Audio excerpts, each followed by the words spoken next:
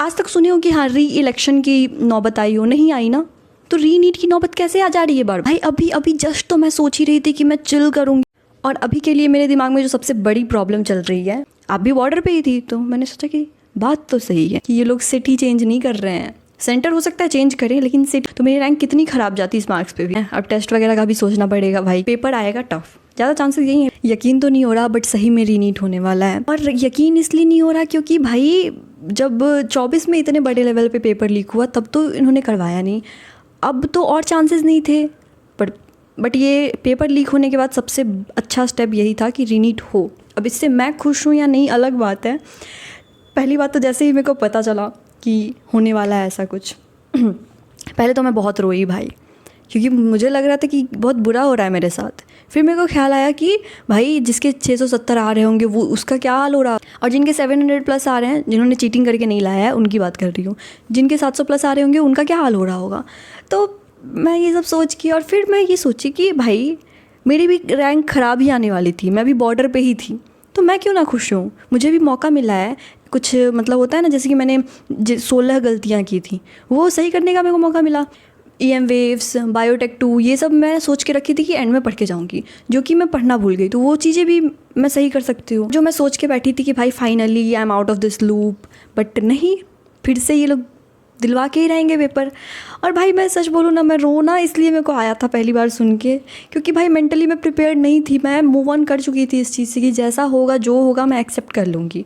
But भगवान शायद चाहते हैं कि तो फिर से घिस इस चीज़ के लिए 2.5 महीने 2 महीने जो भी जितना भी टाइम वो देंगे उतना मैं और करूँ, पर पता नहीं। और सबसे बड़ी प्रॉब्लम मेरे साथ अभी ये है, मैं उसको प्रॉब्लम नहीं बोलूँगी क्योंकि यार अब तो सब कुछ फ़ोन पे अवेलेबल है, तो मैं उसको प्रॉब्लम नहीं बोलूँगी, क्योंकि मैं जैसे कि मैंने बताया, मैंने अपने सारे मॉड्यूल्स, टेस्ट पेपर्स, सब कुछ मैं छोड़ के आई हूँ, दे के आई हूँ। मैं अब पढ़ूँगी कैसे? तो ये है कि मेरे पास है फ़ोन, तो सबके पास होता है फ़ोन, तो उससे हो जाएगा, काम हो जाएगा, ऐसी कोई बड़ी प्रॉब्लम नहीं है ये। एक अच्छी बात ये हुई कि मैं अपनी NCERT छोड़ के नहीं आई हूँ, NCERT सारी लेके आई हूँ, शॉर्ट नोट्स सारी लेके आई हूँ, तो एंड में तो हम शॉर्ट नोट्स ही पढ़ के जाते हैं अगर बनाया हो तो हो जाएगा, ऐसा नहीं है। और सबसे अच्छी बात कि मैं ऑर्गेनिक की नोटबुक भी लेके आई हूँ, अगर वो नहीं लेके आती तो मेरा साथ क्या होता भाई, तो मैं लेके आई हूँ। तो और दूसरी बात, तुम सोचो मैं एकदम, होता है ना, सब कुछ छोड़ छाड़ के आई थी, इतना छोड़ छाड़ के आई थी कि मैं एक रफ़ नोटबुक तक, तो मैं रफ़ नोटबुक तक नहीं लेके आई थी। तो मेरे रूम में पढ़ा हुआ था मेरे भांजी का कुछ नोटबुक्स में मेरी भांजी के पढ़े हुए थे, तो भाई ये देखो, ये इंग्लिश वाली, सॉरी ये मैथ्स वाली हो गई और ये इंग्लिश वाली होगी ये सब मैं उठा के अब इस पर मैं रफ वर्क कर रही हूँ। तो हाँ, अपने आप को तैयार किया कि हाँ फिर से करना पड़ेगा, अपने आप को समझाया कि एक बार और देना ही पड़ेगा एग्ज़ाम, और कोई अदर ऑप्शन नहीं है। और अभी ना 3 तरह के स्टूडेंट्स होंगे, एक जिनमें बहुत ज़्यादा खुशी वाला माहौल होगा, मेरी एक मतलब मेरी मम्मा की फ्रेंड की बेटी, हाँ वही, तो वो उसके 500 समथिंग आ रहे थे, ठीक है, वो बहुत खुश हैं, वो एकदम उछल उछल के नाच रही है कि बहुत खुश है, बहुत खुश है, कॉल कर करके सबको बता रही है। दूसरा सबसे ज़्यादा खुशी मुझे लग रहा है ना 590 से जो 600 के बीच में लाई कर रहे थे ना, उनमें सबसे ज़्यादा खुशी होगी, क्योंकि होता है ना कि वो पोटेंशियल कैंडिडेट थे अच्छा स्कोर करने के लिए। ऐसा 650 प्लस स्कोर कर रहे होंगे, उनमें तो दुख का माहौल होगा भाई, कि भाई वो तो इतना अच्छा स्कोर कर रहे थे, फिर से उनको देना पड़ रहा है। और कुछ होंगे मेरे जैसे बच्चे जो कंफ्यूज थे, पहले दुखी हुए कि मेरा तो कहने को अच्छा गया था, बट तुम सोचो यार रैंक कितनी ख़राब जाती, क्योंकि अगर इतने बड़े लेवल पे अगर चीटिंग हुई है तो मेरी रैंक कितनी ख़राब जाती इस मार्क्स पे भी। तो इसीलिए मैं थोड़ा सा काम हो गई कि भाई ठीक है, हुआ है, सबके लिए हुआ है, बट ये बहुत बहुत गंदी चीज़ है भाई। तुम 22-23 लाख लोग बच्चों के साथ, ये बच्चों की ज़िंदगी के साथ ऐसे खिलवाड़ कर रहे हो, उनके फ्यूचर के साथ खेल रहे हो भाई।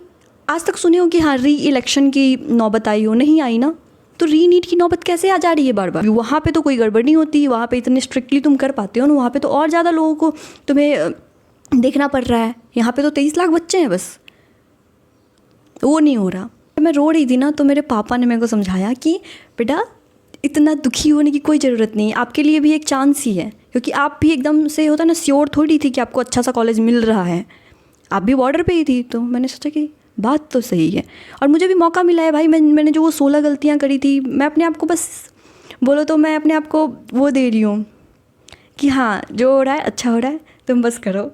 क्योंकि भाई मैं एकदम 1% भी रेडी नहीं थी कि मेरे को फिर से ये सब यही सिलेबस फिर से पढ़ना पड़ेगा। और भाई अभी अभी जस्ट तो मैं सोच ही रही थी कि मैं चिल करूँगी, अभी मैं जस्ट मैं मूवीज़ सेलेक्ट कर रही थी कि अब मैं ये देखूँगी जो मेरे बकेट लिस्ट में था, और उसी मोमेंट पे ये लोग ये न्यूज़ ला दिए।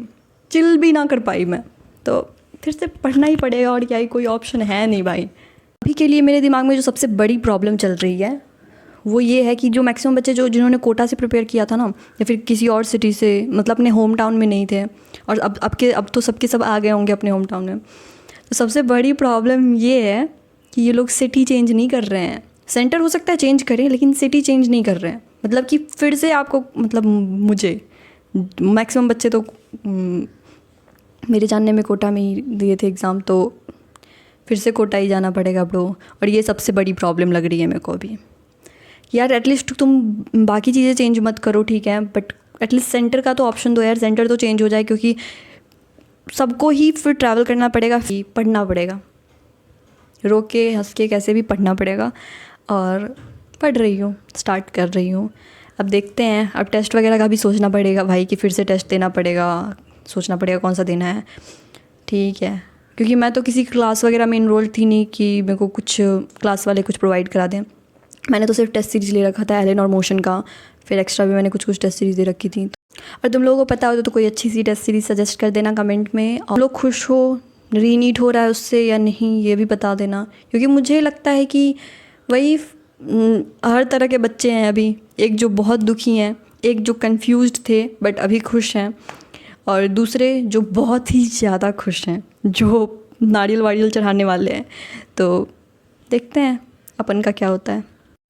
और ये रीनीट हो रहा है, इतना सब कुछ ख़राब कर दिया इन लोगों ने। तो इनमें से सबसे अच्छी बात ये होगी कि जब रीनीट होगा तो पेपर आएगा टफ़। ज़्यादा चांसेस यही है, पेपर टफ़ आता है हमेशा ही, जब भी पेपर लीक होता है उसके बाद वाला जो पेपर होता है वो टफ़ ही होता है। जैसे कि वही 2015 में देख लो, शायद टफ़ आया था, उसके बाद याद नहीं है मेरे को, छोड़ो।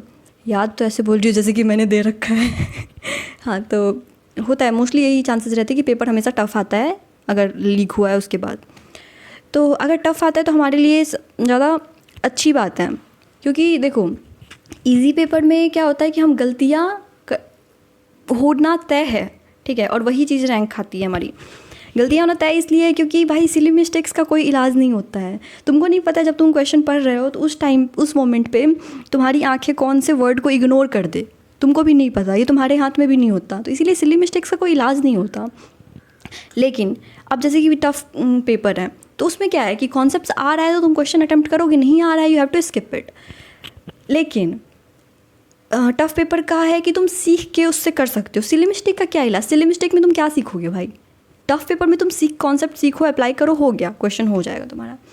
बट सिली मिस्टेक्स का कोई इलाज नहीं है। तो इसलिए ये पॉजिटिव चीज़ हुई हमारे लिए कि पेपर अगर टफ़ आता है तो बहुत अच्छी बात है हमारे लिए कि हम सिली मिस्टेक्स पे रिलाई नहीं करेंगे, वो हमारा रैंक नहीं खाएगा।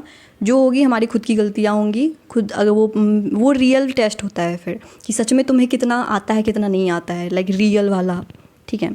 और ये तो हो गया कि भाई वो नज़र घटी दुर्घटना घटी वाली बात की, एक वर्ड भी तुमने मिस करा गए तुम, ये हो जाता है फिर। तो मेरे लिए तो मुझे लग रहा है कि पहले तो मैं रेडी नहीं थी कि नीट मेरे को फिर से देना पड़ेगा। तो भाई कुछ मत सोचो, पढ़ना शुरू कर दो।